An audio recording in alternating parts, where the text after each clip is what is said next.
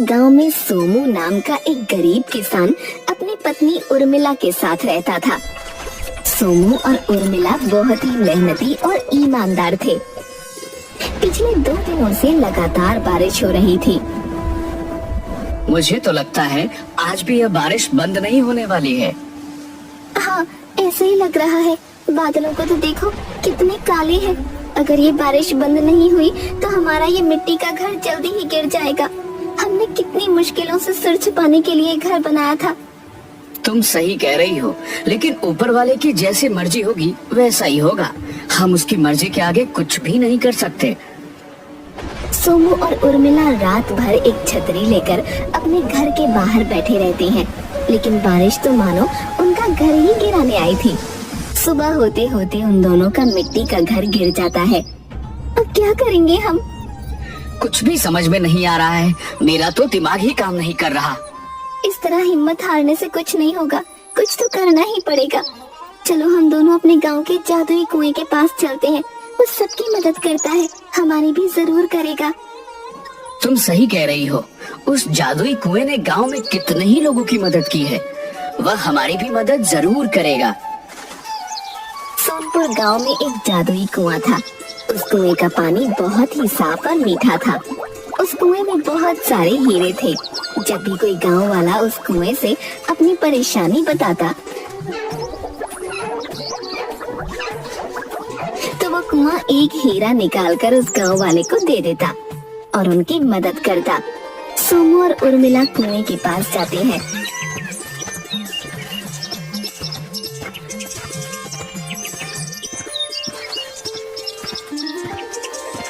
देखो तो इस कुएं का पानी कैसा चमक रहा है। जादुई कुएं, हम बड़ी उम्मीद लेकर आपके पास आए हैं। हमने बड़ी मेहनत से अपना एक छोटा सा मिट्टी का घर बनाया था ताकि हम सिर छुपा कर रह सकें। लेकिन कल रात बारिश की वजह से हमारा वह मिट्टी का घर टूट गया।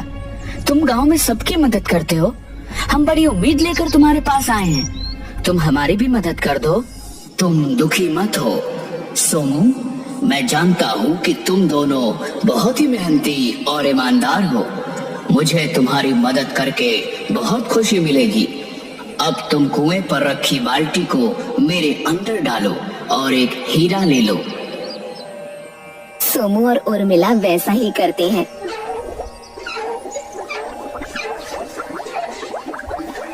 और एक हीरा ले लेते हैं। दोनों हीरे को देखकर बहुत खुश होते हैं। जादुई कुएं, तुम्हारा बहुत बहुत शुक्रिया। तुमने इस मुश्किल समय में हमारी मदद की। हम तुम्हारा ये एहसान पूरी जिंदगी नहीं भूलेंगे। वो दोनों हीरा लेकर चल पड़ते हैं। गांव के लोगों की मदद करना कुएं को बहुत अच्छा लगता था और गांव वाले उस कुएं से बहुत प्यार करते थे। मैं सोच रहा हूँ कि इस हीरे को बेचने शहर चला जाऊँ। वहाँ मुझे इसके अच्छे पैसे मिल जाएंगे। तुम बिल्कुल ठीक सोच रहे हो। एक काम करो, शहर में तुम्हारे चाचा जी का बेटा रहता है ना, उसके घर चले जाओ। वो जरूर किसी अच्छी जगह पर इस हीरे का सौदा करवा देगा। मैं अभी निकल जाता हूँ ताकि कल सुबह तक हीरे का सौदा करके पैसे लेकर समय से वापस आ जाऊँ। ठीक है, तुम अभी शहर के लिए निकल जाओ। सोमू शहर में रहने वाले अपने चचेरे भाई नंदू के घर जाता है।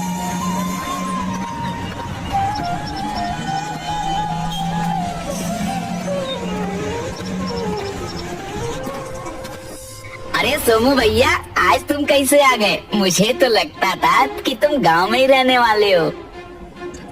हाँ भाई, गांव तो मुझे बहुत पसंद है, लेकिन क्या बताऊं, इस बार बारिश की वजह से हमने जो घर बांधा था वह टूट गया। हम बड़ी मुश्किल में आ गए। मैंने तो तुमसे कितनी बार कहा कि मेरे साथ चलो, मैं तुम्हारी कहीं न कहीं नौकरी लगवा दूंगा, लेकिन ना जाने तुम्हें उस गांव से क्या लगाव है। वह सब बातें छोड़ दो। मैं तुम्हारे पास एक काम से आया हूँ। हाँ सोमू भैया, बोलिए, क्या बात है? सोमू अपने थैले में से हीरा निकालता है। मुझे इस हीरे का सौदा करना है। नंदू की आंखें चमक जाती हैं।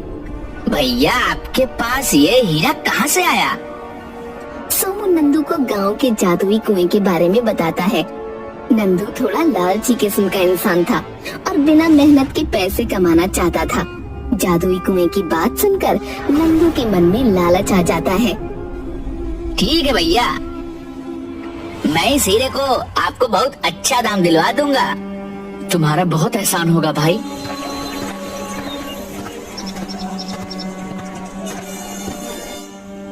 नंदू सोमू को हीरे के अच्छे दाम दिलवा देता है और सोमू गांव के लिए वापस निकल पड़ता है। सोमू को देखकर आ गए तुम, हो गया हीरे का सौदा। हाँ, नंदू की वजह से हीरे के बहुत अच्छे दाम मिले मुझे। अब जल्दी से अपना घर बनवा लेते हैं। घर नहीं, पक्का घर बनवा लेते हैं। हीरे बेचकर जो पैसे मिले थे, सोमू उससे अपने लिए घर बनवाता है और बाकी के पैसों से वो अपने घर में ही एक छोटी सी दुकान खोल लेता है। सोमू खेतों में काम करता और उर्मिला दुकान संभालती। आज मैं खेतों से जल्दी वापस आ जाऊंगा और फिर हम जल्दी दुकान बंद करके जादुई कुएं को धन्यवाद बोलने चलेंगे। अगर जादुई कुएं ने समय पर हमारी मदद नहीं की होती तो न जाने हमारा क्या होता। वह जादुई कुआं गांव वालों के लिए वरदान है। वह हमेशा सबकी मदद करता है। तभी तो गांव के लोग भी कुएं को इतना प्यार करते हैं, उसका इतना ध्यान रखते हैं। घर के बाहर से किसी की आवाज आती है। सोमू भैया, सोमू भैया, कहाँ हैं आप? अरे नंदू, आओ आओ, कैसे हो भाई? बस भैया सब ठीक है, सोचा आपसे और भाभी से मिल लेता हूँ। बहुत अच्छा किया नंदू भैया, हमने तो आपको कितनी बार बुलाया। हाँ भाभी, क्या करूँ, समय नहीं मिलता, लेकिन इस बार सोमू भैया से मिलकर सोच ही लिया था कि गांव जाकर आऊंगा। नंदू, तुम्हारे साथ ये कौन है? भैया, ये मेरा बहुत अच्छा मित्र कुणाल है। ये शहर में ही मेरे साथ नौकरी करता है। फिर तो ये हमारे लिए तुम्हारे जैसा ही हुआ। जी भैया, आपने बिल्कुल सही कहा। अरे तुम लोग बैठकर बातें करो, मैं कुछ खाने को लाती हूँ। उर्मिला सबके लिए चाय नाश्ता लेकर आती है और वो तीनों बैठकर बातें कर रहे होते हैं। सोमू भैया, हीरे का सौदा करने के बाद आपकी स्थिति तो काफी सुधर गई लगती है। हाँ भाई, ये सब हमारे जादुई कुएं और तुम्हारी वजह से हुआ है। नहीं भैया, जादुई कुएं ने आपको हीरा नहीं दिया होता तो मैं क्या कर सकता था। हाँ भाई, वह जादुई कुआं तो हमारे गांव के लिए वरदान है। वह हमेशा सबकी मदद करता है। जादुई कुआं? आप लोग ये क्या बातें कर रहे हैं? मुझे कुछ समझ नहीं आ रहा। हाँ दोस्त, इस गांव में एक जादुई कुआं है जिसमें बहुत सारे हीरे हैं। अगर कोई गांव वाला अपनी परेशानी लेकर कुएं के पास जाता है तो वह कुआं उसकी मदद के लिए एक हीरा निकाल कर देता है। यह क्या बकवास कर रहे हो तुम? मैं नहीं मानता इन बातों को। मैं सही कह रहा हूँ दोस्त, यकीन नहीं हो तो सोमू भैया से पूछ लो। हाँ कुणाल, नंदू सही कह रहा है। वह कुआं हमारे गांव के लिए वरदान है। वह हमेशा हम गांव वालों की मदद करता आया है। ये सब अंधविश्वास मैं नहीं मानता। भैया, क्या आप हमें वह कुआं दिखा सकते हैं? क्योंकि मुझे नहीं लगता कि कुणाल बिना कुएं को देखे हमारी बात पर यकीन करेगा। भोला सोमू नंदू और कुणाल की बातों में आ जाता है और उन्हें लेकर वो जादुई कुएं के पास जाता है।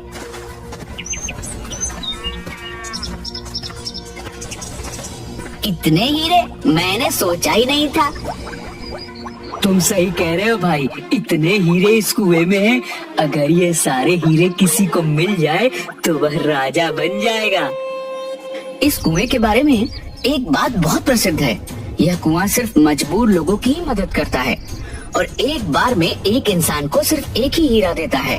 कुएं के अंदर देखकर नंदू और कुणाल एक दूसरे को देखकर हंसते हैं और सोमू के घर रात गुजारने वापस चले जाते हैं। रात को सोमू और उर्मिला के सोने के बाद नंदू और कुणाल जादुई कुएं के पास जाते हैं। भाई, हमें किसी भी तरह ये सारे हीरे इस कुएं से निकालने होंगे। अगर ये सारे हीरे हमें मिल गए तो हमें कभी नौकरी करने की जरूरत नहीं होगी। हम दोनों रातों रात अमीर हो जाएंगे। लेकिन हमें यह काम बड़ी सावधानी से करना होगा।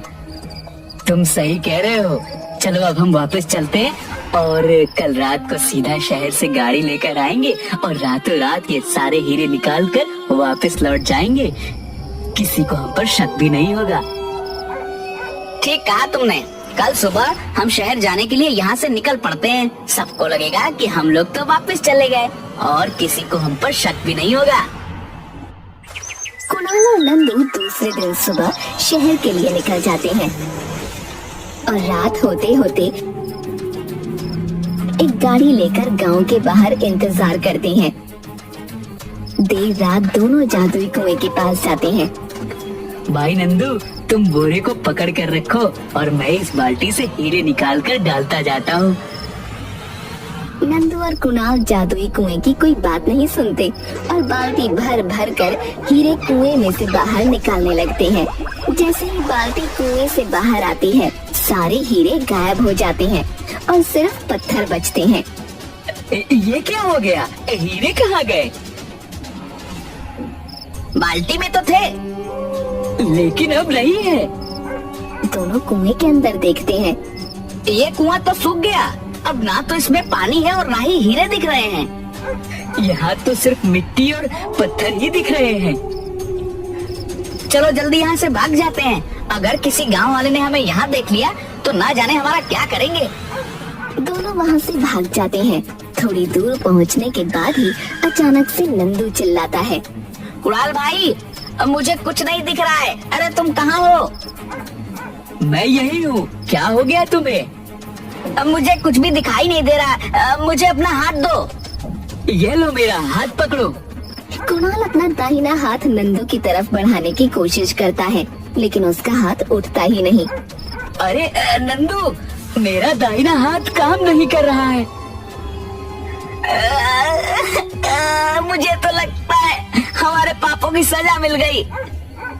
तुम ठीक कह रहे हो। हमें उस जादुई कुएं के पास वापस जाकर उससे माफी मांगनी होगी। वो दोनों जादुई कुएं के पास वापस जाते हैं। दूसरी तरफ सुबह दो गांव वाले जादुई कुएं के पास मदद मांगने आते हैं और जब वो कुएं के अंदर देखते हैं तो कुआं सूख चुका होता है। जादुई कुएं, यह क्या हो गया तुम्हें? तुम सूख कैसे गए? मेरी मदद करो। मैंने हमेशा तुम गांव वालों की मदद की है। आज मुझे तुम्हारी मदद की जरूरत है। तुम बताओ हमें क्या करना है। हम तुम्हारे लिए सब कुछ करेंगे। पास के एक जंगल में एक आम का पेड़ है। उस पेड़ पर एक चुड़ैल रहती है। तुम्हें उस पेड़ का एक पत्ता लाकर मेरे अंदर डालना होगा और फिर मैं पहले की तरह हो जाऊंगा। हम तुम्हारी मदद तो करना चाहते हैं, लेकिन चुड़ैल से बहुत डर लगता है। उस चुड़ैल ने हमें खा लिया तो। धीरे धीरे जादुई कुएं के सूखने की बात पूरे गांव में फैल जाती है। सोमू और उर्मिला ये बात सुनकर जादुई कुएं के पास आते हैं। जादुई कुआं रो रो कर सबसे मदद मांग रहा होता है। तभी नंदू और कुणाल भी वहां आ जाते हैं। उन्हें अपने किए पर बहुत पछतावा हो रहा होता है। जादुई कुएं, हमें माफ कर दो। ये सब हमारी वजह से हुआ। अगर हम लालच नहीं करते तो आज तुम्हारी यह दशा नहीं होती। मैं तुमसे क्या कहूँ। एक तरफ तुमने अपने लालच पे आकर मुझे इस स्थिति में पहुंचा दिया और दूसरी तरफ यह गांव वाले हैं जिनकी हमेशा बुरे वक्त में मैंने मदद की। आज मेरे बुरे वक्त में मेरी कोई मदद करने को तैयार नहीं है। नंदू और कुणाल को ही भेज दो, क्योंकि यह सब उनकी वजह से हुआ है। आप सब हमें माफ कर दीजिए। हमें अपनी गलती का एहसास हो गया है, लेकिन इस स्थिति में हम कैसे आम का पत्ता लेकर आएंगे? मैं तुम्हारी मदद करूंगा जादुई कुएं। तुम मुझे बताओ, तुम्हें पहले जैसा करने के लिए मुझे क्या करना होगा? पास के जंगल में आम के पेड़ पर चुड़ैल रहती है। तुम्हें उस पेड़ से एक पत्ता तोड़कर लाना होगा और मुझ में डालना होगा। मैं पहले जैसा हो जाऊंगा। जादुई कुएं, मैं अभी जंगल की तरफ जाता हूँ। उर्मिला और सोमू जंगल की तरफ निकल पड़ते हैं। वो जंगल के बीच में एक पेड़ के पास पहुँचते हैं और पेड़ से आवाज आती है, रुक जाओ, तुम आगे नहीं जा सकते हो। कौन हो तुम? सामने आकर बात करो। उस पेड़ में से एक परी निकलती है। मुझे पता है तुम दोनों जादुई कुएं के लिए आम का पत्ता लेने जा रहे हो, लेकिन उसे तोड़ना मुश्किल है क्योंकि उस पेड़ पर एक चुड़ैल रहती है जो पेड़ को छूने से पहले ही तुम्हें खा लेगी। परी रानी, जादुई कुएं ने हमें बताया था कि उस पेड़ पर चुड़ैल रहती है, लेकिन हम अपने जादुई कुएं को ऐसे नहीं छोड़ सकते। उसने हमेशा हम गांव वालों की मदद की है। अगर गांव वाले उस कुएं की मदद नहीं करना चाहते तो तुम दोनों अपनी जान क्यों गंवाना चाहते हो? मैं तुम्हें हीरों से भरा हुआ एक घड़ा देती हूँ, तुम उसे लेकर वापस चले जाओ। नहीं, हमें कुछ भी नहीं चाहिए। हमें जब जरूरत थी तो जादुई कुएं ने हमारी मदद की थी, और आज जादुई कुएं को हमारी मदद की जरूरत है। तुम दोनों बेवकूफ हो जो उस चुड़ैल का भोजन बनने जा रहे हो। परी रानी, हम सिर्फ जादुई कुएं की मदद करना चाहते हैं, क्योंकि हमें पता है कि बुरा वक्त कैसा होता है। जादुई कुएं ने हमें हमारे बुरे वक्त से बाहर निकाला था, इसलिए आज अगर हमें अपने प्राण गंवाकर भी उसकी मदद करनी पड़ेगी तो हम जरूर करेंगे। तुम दोनों मेरी परीक्षा में पास हुए। कौन सी परीक्षा? मैं तो तुम दोनों की परीक्षा ले रही थी। क्या तुम दोनों घड़ा भर के हीरे लेकर वापस जाते हो या सच्चे दिल से जादुई कुएं की मदद करना चाहते हो? तुम दोनों बहुत नेक दिल हो। तुम मेरी ये जादुई छड़ी ले जाओ। आम के पेड़ के पास पहुंचकर इस छड़ी से 7 बार गोल गोल घुमाना। इसके जादू से कुछ समय के लिए वो चुड़ैल सो जाएगी और तुम दोनों जल्दी से आम का पत्ता लेकर वापस आ जाना। सोमो और उर्मिला परी की जादुई छड़ी लेकर आम के पेड़ के पास पहुंच जाते हैं और जैसा परी ने कहा था वैसा करते हैं।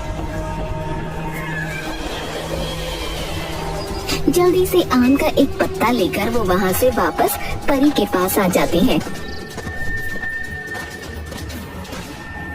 परी रानी, आपका बहुत बहुत शुक्रिया।